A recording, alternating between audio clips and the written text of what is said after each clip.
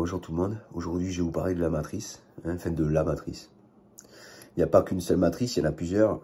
Bon, sachant que aujourd'hui, c'est rentré dans le langage familier de tout le monde. Tout le monde a conscience de la matrice. Enfin, tout le monde. Une grande partie de la population parle de la matrice. Ouais, on est manipulé, la matrice, machin, blablabla. Bon.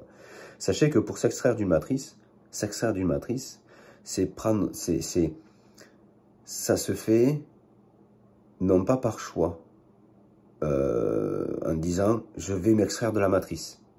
Non, parce que si vous dites je vais m'extraire de la matrice, c'est que vous connaissez cette matrice. Vous voyez ce que je veux dire? Ce serait trop simple. C'est comme connaître la direction d'une ville dans laquelle vous allez.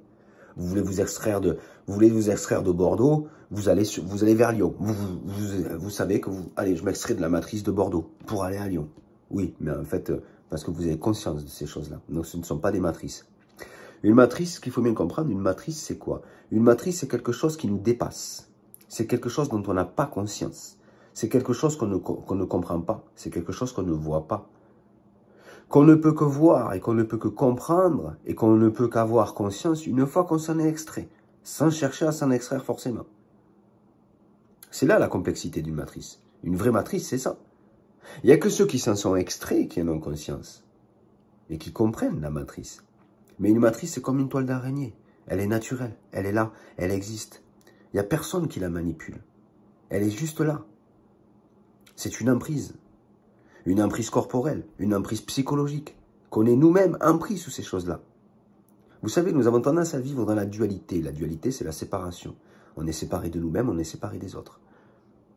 On sépare le masculin du féminin, on a plus tendance à s'orienter par rapport à nos plaisirs, par rapport à notre sexualité, que par rapport à la nature des choses. Les matrices nous voilent beaucoup de vérités.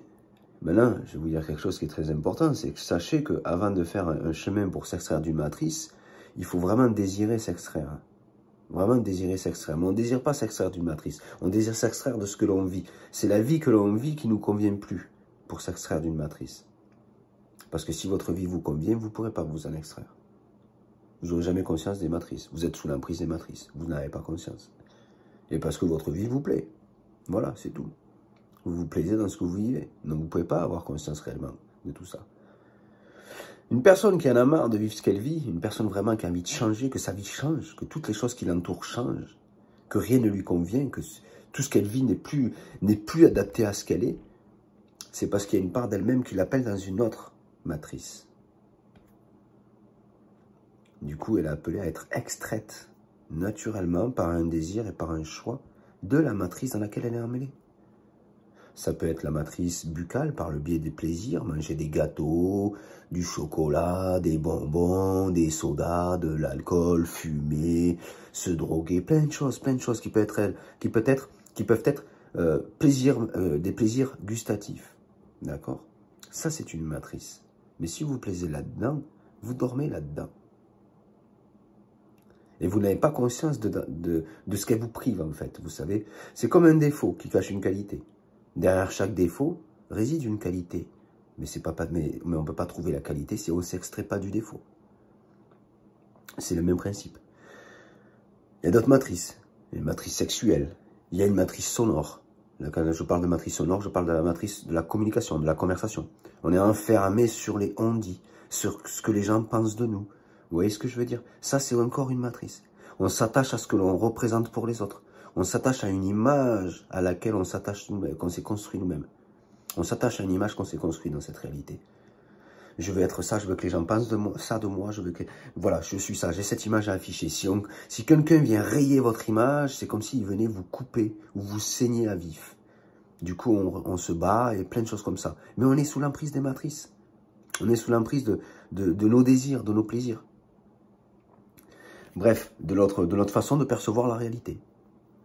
Donc sachez que la matrice en elle-même, c'est quelque chose qu'on ne peut pas avoir conscience. On ne peut pas en avoir conscience. Il n'y a que ceux qui se sont extraits par choix qui ont conscience des matrices, qui les enferment. D'accord? Mais ce sont des choses qui sont naturelles. Je vous laisse parce que la vidéo fait 5 minutes. Si j'ai d'autres choses à rajouter sur cette vidéo, je reviendrai plus tard. Bonne journée à vous et à bientôt.